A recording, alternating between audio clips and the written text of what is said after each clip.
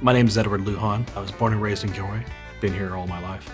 I've been going to the Gilroy Garlic Festival for probably over 30 years since I was a little kid with my family. But the last 29 years have been volunteering, different, jobs, parking, garbage, beer, and now the recipe cook-off stage.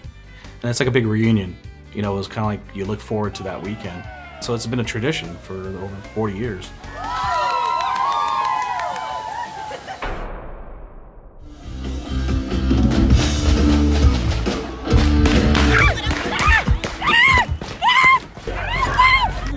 What's going on? What's going on? Oh, shoot. Oh, they're shooting. Police were called to the Gilroy Garlic Festival at Christmas Hill Park at around 5:30 this evening with reports of an active shooter. And what we know now, 3 people are dead, 12 injured. There are reports that several people were shot. Nobody was prepared for that. Not in your hometown. You see that on TV. You see that in other major cities, Las Vegas, Miami, wherever. But who would have thought the Garlic Festival?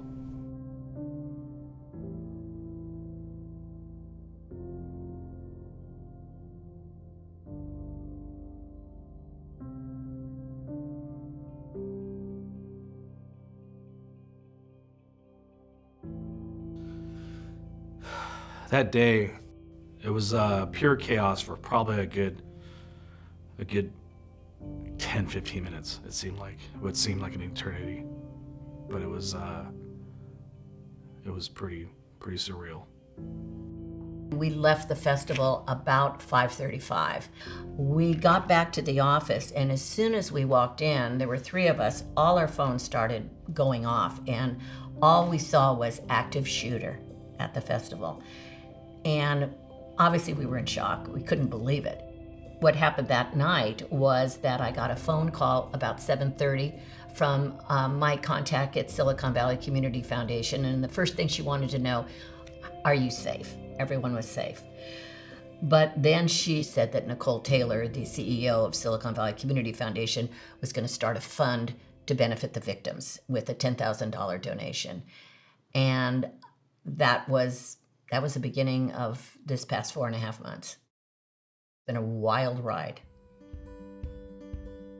We wanted Gilroy Foundation and Donna Prey, representing Gilroy Foundation, to know that SVCF was there for them. We offered to set up a fund if that would be helpful, which they were already getting requests, so we did that by the next morning. And then we figured out how we would work together regarding the fund that first week. We went on social media the morning after, and our PayPal button for donations was up by noon that day. Our first donation came in at $132, and it was for $100. And then I get, through emails, I get notifications from PayPal every time there's a donation. So my emails all of a sudden started ding, ding, ding. And by 6 o'clock that night, we had over $250,000. And we were all looking at each other like, unbelievable. I was most impressed with just the generosity, the support of the community for one another. I did see check after check after check being walked in the door, and it was important for people to walk their check in so that there was that personal touch that was going on. It was tremendous. There were so many different fundraisers. There were the kids selling lemonade. There was the little girls having a Zumba class and raising money. There were the different groups that were selling t-shirts. They were making t-shirts and selling them. There was a lady that just had a barbecue in her backyard for neighbors and for family and friends that raised over $2,300.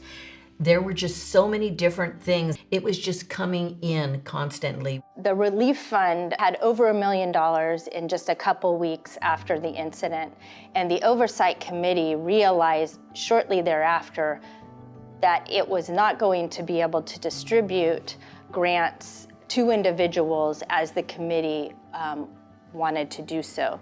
And that was because there were IRS guidelines that require distribution from emergency relief funds to be based on income or based on need. That was a very trying time for the committee because the committee felt the pull of we need to get this money out to those people that were most impacted, and we want to do it yesterday.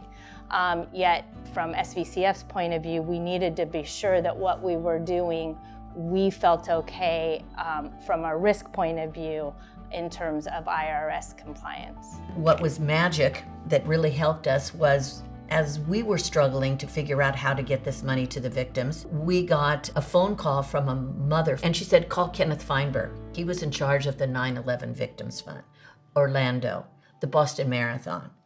And she gave us his cell phone number.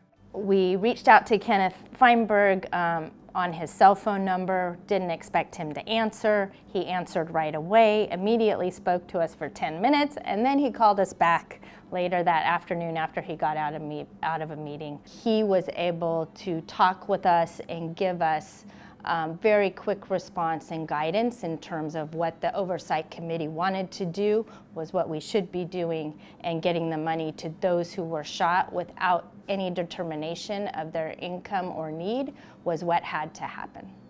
Although we will never forget it, I hope we can put this behind us and it can never happen again in our community.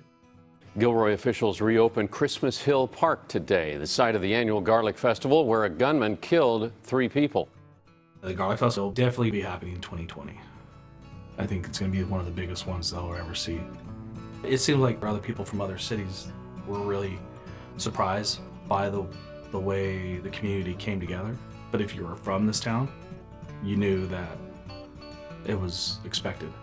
You expected nothing less when it came to the time of need.